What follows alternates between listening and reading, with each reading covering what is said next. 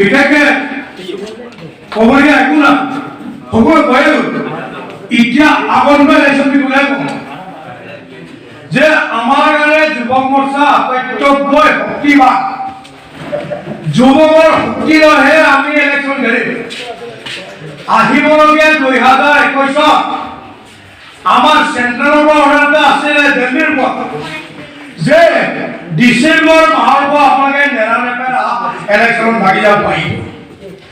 বাকী আমাৰ জিলা সভাপতি মহোদয়ে আমাক অৰ্ডাৰ কৰিব হয় ডিচেম্বৰ মাহ আহিলেই কালিয়াৰ কৰিব। গতিকে আমাক এতিয়া হয়তো চবে আমাৰ পূজা শক্তি মেম্বাৰবিলাকে হাউচত আছে। গতিকে আমি কোনটো পৰ্যায়ত কেনেকে প্ৰতিনিধি কৰে আমি 2021 জুলাই সমষ্টি আমি বিধায়ক উঠাই নিব পাৰিম, কেনেকে আমি বিজেপি কোন বজাত দিব পাৰিম। প্ৰতিটো মেম্বাৰ প্ৰতিটো যুৱকৰ দায়িত্বভাৰ থাকিব লাগিব আৰু প্ৰতিটো মহিলা যে আমাৰ কোনো বিকল্প উপায় এটা আছে।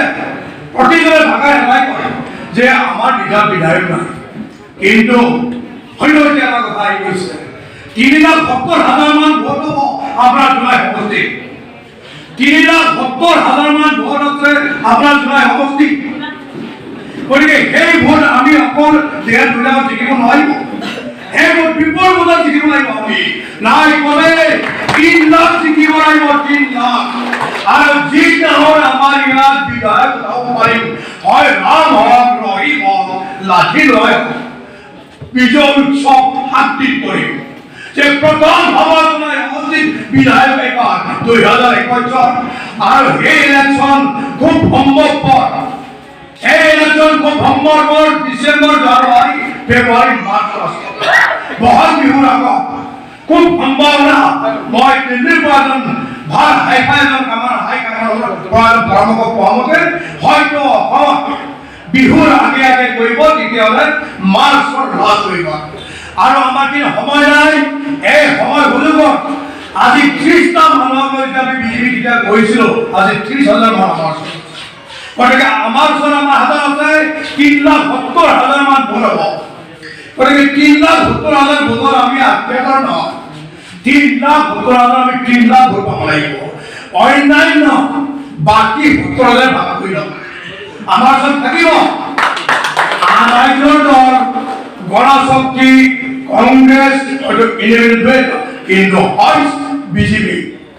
আমি বিজেপি প্ৰত্যেকটো কৰ্তব্য ৰাখিব লাগিব যুৱকৰ আৰু মহিলা আৰু বৃদ্ধ যে আমি যিখিনি সময়ত আমাৰ যি চৰকাৰে সুবিধা দিছে সেইখিনি সুবিধা কোনো এটা চৰকাৰ দিব পৰা নাই আজিলৈকে ভাৰতবৰ্ষত। এই সুবিধা মহিলা বিধৱাৰ কাৰণে পেঞ্চন, মহিলাৰ কাৰণে সকলো চৰকাৰে সকলো দিয়া ব্যৱস্থা পৰিৱৰ্তে যদি আজি আমাৰ মেম্বাৰে আজি আমাৰ যুৱকে সেইখিনি যদি কষ্ট কৰিবলৈ চেষ্টা নকৰে তেতিয়াহ'লে সাৱধান সাৱধান। আমি অকল ঢোল বজোৱা নাছিলে নহ'ব, ঢোল নাচোতে নাচনি কি ধৰণে নাচিব লাগিব শ্ৰোতাটো পিছল হ'বও পাৰে। বেছি ফূৰ্তি হয় যাতে নহয় যে আমি জিকিম, সেই কথাটো স্পষ্ট, কিন্তু জিকাৰ এটা কৰ্তব্য থাকিব লাগিব।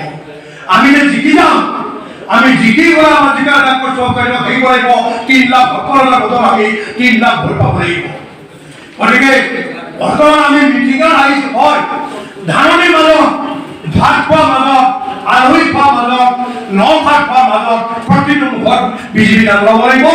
এইবাৰ আমি বিজেপি ভোট দিব লাগে বুলি প্ৰতিজনৰ ভিতৰত ক'ব লাগিব যে আমাৰ ওচৰত নিশ্চয় সময় কম, যে অন্য